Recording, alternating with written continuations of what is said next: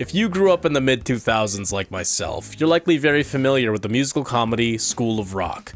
This musical was easy fodder for fans of mainstream rock, starring Jack Black, Joan Cusack, and a pre-Drake and Josh era Miranda Cosgrove. But what if I told you that this lighthearted, feel-good, fun-for-the-whole-family rock fest would later receive a prequel, in the form of a foul-mouthed stoner comedy that would invent a revolutionary workout known only as the cock push-up? You never know when you need to your way out of a tight situation. For years now, I've had this fan theory that these two movies are directly connected, and only recently did I decide to look it up, finding surprisingly little discourse about it. Now, would you rather watch my silly fan theory for the next 15 minutes, or would you rather doom scroll TikToks looking at tits? While School of Rock gives us the antics of struggling wannabe rock star Dewey Finn, we get very little information about his past before the film. All we know is he's an unemployed guitarist mooching off his former bandmate Ned Schneebly. I've been mooching off you for years. Come up with some money, please! Please! I believe that we get that origin story in the form of Tenacious D in The Pick of Destiny. Meet young JB, a young metalhead living in Kickapoo, Missouri. The black sheep of a conservative Christian household, he is shunned by his father, Your brother's 10 times better than you, Jesus loves him more. then flees to Los Angeles in pursuit of glory as prophesized by a vision of Ronnie James Dio. How exactly are JB and Dewey Finn connected, you might ask? First, a quick synopsis of both films so we can connect the dots. Spoilers ahead. After running away from home, JB journeys across the states until he arrives in Los Angeles as a fully grown adult.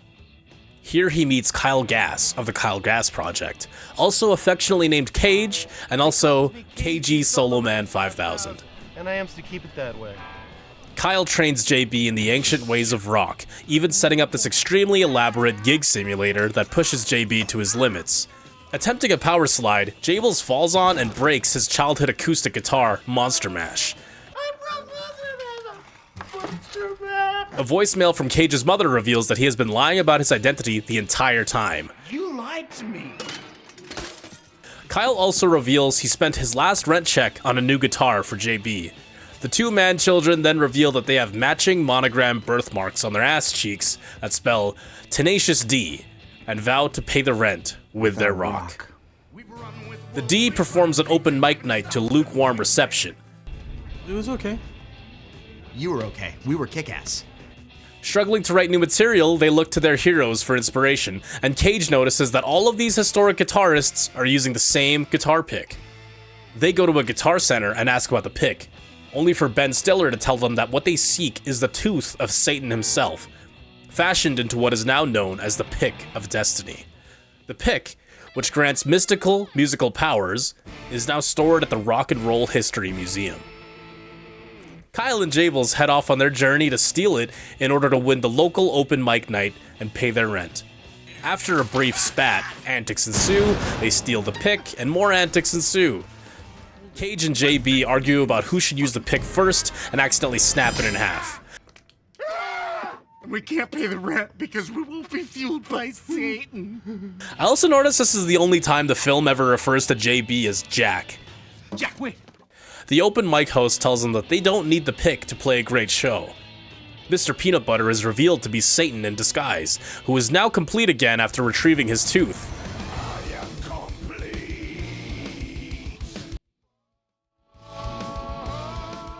The D challenged Satan to a rock-off, a la The Devil Went Down to Georgia. This scene directly reflects the story told by Tenacious D in their 2002 single, Tribute. They lose the rock-off, but JB deflects Satan's lightning back at him with the lightning insignia on his guitar, thus rendering Satan incomplete once again. Jables cites the incantation, thus sealing Satan back into hell until he is complete again. We last see Cage and JB reflecting on their victory, forgetting what they played, before loading up Satan's horn, now fashioned into the Bong of Destiny. Now let's rock it. That's it for Tenacious D and the Pick of Destiny. Now, onto School of Rock. Dewey Finn performs with his band No Vacancy before he knocks himself unconscious with a stage dive. Roommate Ned and his girlfriend Patty tell Dewey that he needs to cough up his overdue rent or he's out. Oh man, you know I don't have it. You wake me up for that? Come on. Dewey intends to pay the rent with the money from an upcoming Battle of the Bands, only to find out that he's been replaced. Dewey picks up a phone call intended for Ned about a substitute teacher gig at a prep school called Horace Green. Desperate for any scratch, he impersonates Ned Schneebly and takes the job.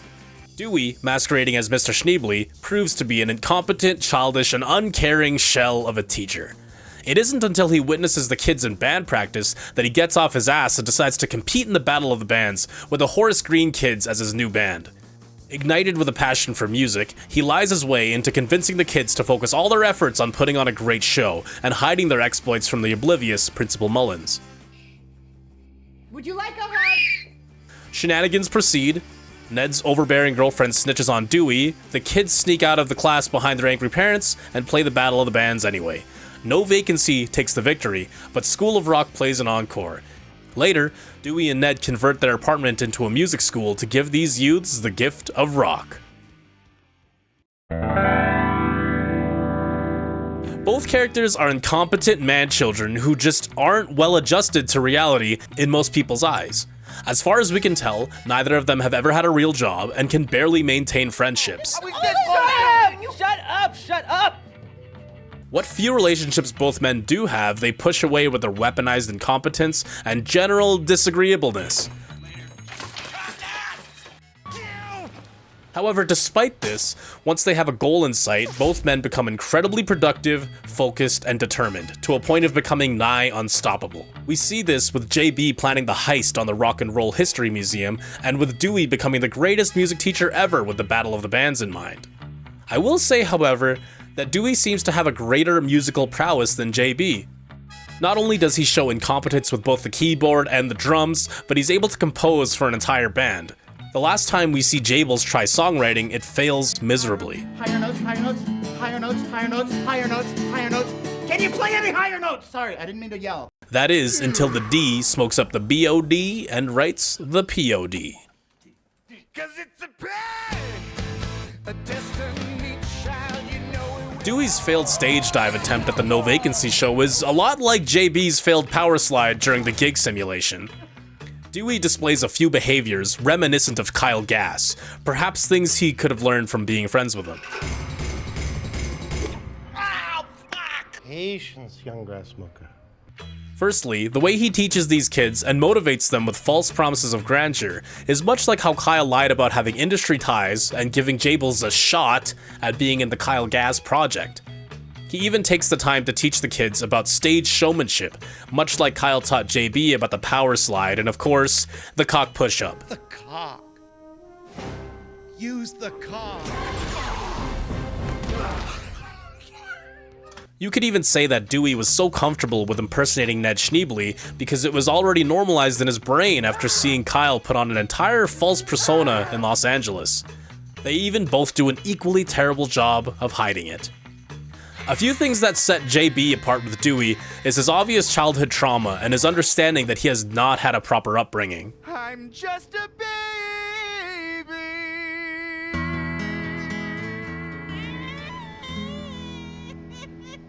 We know his Christian father, played by Meatloaf, was verbally abusive in his solid disapproval of JB's love of music. Dewey shows a hint of this when he sees Zach and his overbearing father in the school parking lot.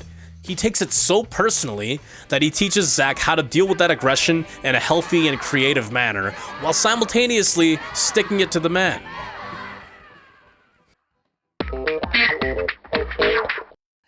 In the end of time, there was a man who knew the road. All other points aside, this song is the catalyst for the entire fan theory. One might think that Dewey is singing about his previous band, No Vacancy, and the current rent situation he finds himself in with Ned and Patty. However, let's take another look at this song. There was a man who knew the road, and the writing was written on the stone. This is a bit of a reach, but this could be referring to Dio's prophecy and even the butt cheek tattoos, the writing being literally on the stone. Well, it's just one problem there. The band is mine! How can you kick me out of what is mine? We can assert from his interactions with No Vacancy that the other band members seem much more tight-knit with each other than with Dewey. Thus, it's strange for him to be claiming ownership of the band. Whereas it would make a lot more sense if he was referring to Tenacious D, a band which he owned half of, which he declared as a band. Well, you're not hardcore. No, you're not hardcore unless you live hardcore. But the legend of the Rent was way hardcore. Boom! Dewey makes it obvious that this song is autobiographical. However, the legend of the Rent can't be the story Dewey is currently living because it hasn't finished yet. We don't get to hear how the song proceeds after this point, but we know the legend was way hardcore. Not is, was. Call it a reach, but I think what he's really referring to is the journey Tenacious D went through in order to make Rent. What I think is that JB eventually lost all memory of the Pick of Destiny and fighting Satan. At the end of the Pick of Destiny, and in tribute, we know that the D completely forgot what they played in the rock-off. Couldn't remember the greatest song in the world. No. It was like the greatest song in the world. It was, wasn't it? How did it go?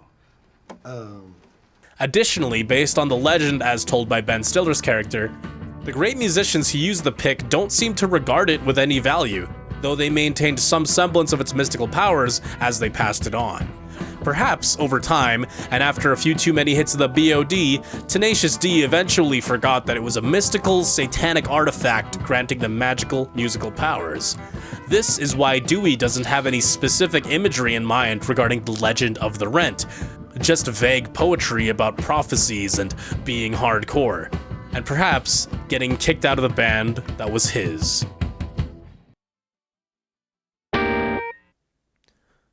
Okay, so what happened to Kyle, you might ask? Throughout the Pick of Destiny, we see that when they're not bonding over their love of music, JB and Kyle are terrible friends. Kyle puts JB through hell and back, all while lying directly to his face. After his deception is uncovered, JB is donezo. Oh, you f***ing dick. What'd you spend the money on? An official professor bullshit degree? Until Kyle makes it up to him with the guitar that he bought him with the rent money. From this point on, Jables takes the dominant role in the duo, with Kyle becoming more of a passive follower. Once they close in on the museum, Kyle's dumbass is more focused on partying with a couple of sorority girls than retrieving the magical, satanic artifact that will make them rock legends. Lastly, Kyle shits the bed again when they get pulled over in Car Chase City. What are you doing? No! What the f*** are you doing? Oh, god damn it, Kyle! And then the two argue over the pick. To make things worse, JB, completely unprompted, offers Satan Kyle's eternal servitude as a bargaining chip. You can take Cage back to hell. What? What are you talking about? To be your little bitch. Fine! My belief is that sometime after the Pick of Destiny story, Kyle Gass broke up the band. Maybe it was due to personal reasons, maybe it was the power of the BOD taking hold of them, much like the Pick did outside the bar. Maybe Kyle, with the BOD, felt like he didn't need Jables anymore. The last major plot hole to think about is why the name difference then?